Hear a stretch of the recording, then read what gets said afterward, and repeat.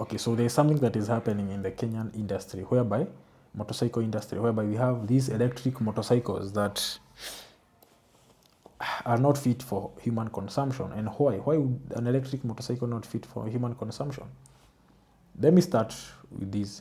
If we get an electric motorcycle from the Bajaj, TVS, Honda manufacturers, we might all buy, because we are quite convinced about these manufacturers in terms of the chassis, in terms of the quality of the bike.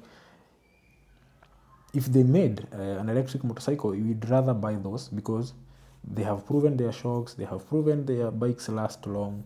Like, you will find a 20-year-old Bajaj that is moving as fast as possible.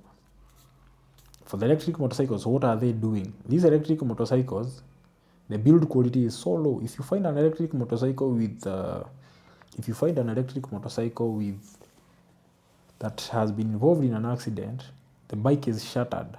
That means they don't really care about the safety of the users or the clients.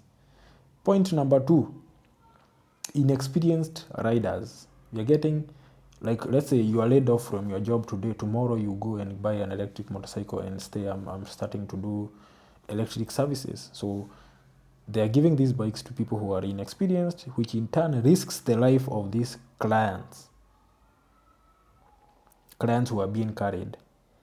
Number 3, they don't even research. An electric motorcycle, electricity is instant torque, which means this bike can move from 0 to 50 maybe within few seconds.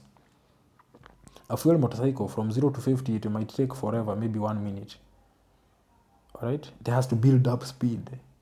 But for the electric motorcycle, there's no speed to build up. It's go, and it goes. So first, you give beginners these bikes so that they can kill them. In turn, you are risking the life of the client who they are carrying, and in turn, you are risking the life of other users of the roads. Because of this instant torque, I would rather we have maybe a switch that opens up the throttle. If the bike is stationary, let's not push all the torque to the wheels. I'm quite sure they don't even research better wheels to use for this bike, because I don't expect a fuel motorcycle to use the same wheel as the electric motorcycle, because there's so much friction that this bike is providing to the rear wheels.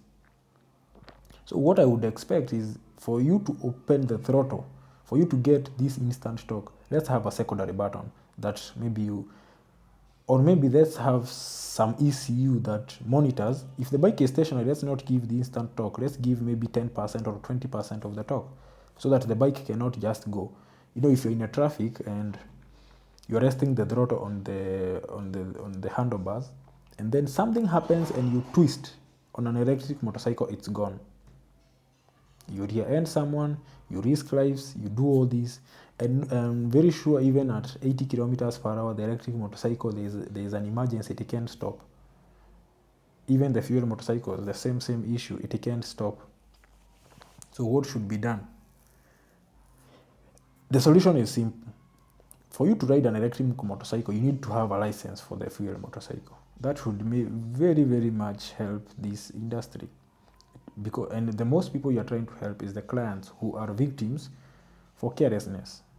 So let's have, I think right now we have class A2.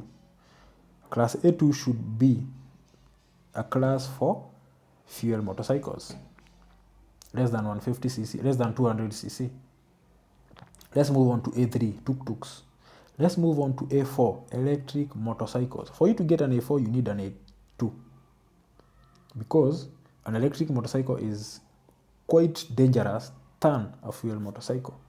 You're going to cause accidents. We're going to do A, B, C, D. So before you get an A4, first get an A2. Okay, after A4, let's go to A5 for anything above 200cc. For you to ride anything above 200cc, you first need an A2 first. And you need to have a special license for that. Similar case we have with the trucks. You have a truck that if you want to ride a 10-wheeler, you can't. You need a license. You need to spend a few years. Let's do the same for this for these electric motorcycles. For the electric motorcycles, we can say if you have a license for the fuel, let's give you, but you need to prove to us you can ride. Sport bikes, you need 2 years from the A2 for you to get a sport bike. All right, and then we can even introduce A5 for anything above 500cc, because this is getting so dangerous. Everyone gets a bike, you endanger everyone. And the issue is not to save the person riding, because it's your carelessness that is fixing you. The issue is to save other road users. If you have a 600cc bike and you're a beginner, we don't care about you too much. What you care about is you injuring someone else who is on the road. That's what I care about mostly. Yes, we care about you, but if you don't care about yourself more than we care about you, then we don't need to care about you. What we should care is about the innocent kid you might knock off the road, the innocent family car that you rear-end and cause so much losses. Right? Yeah, that's the same issue, I think, can be solved that way.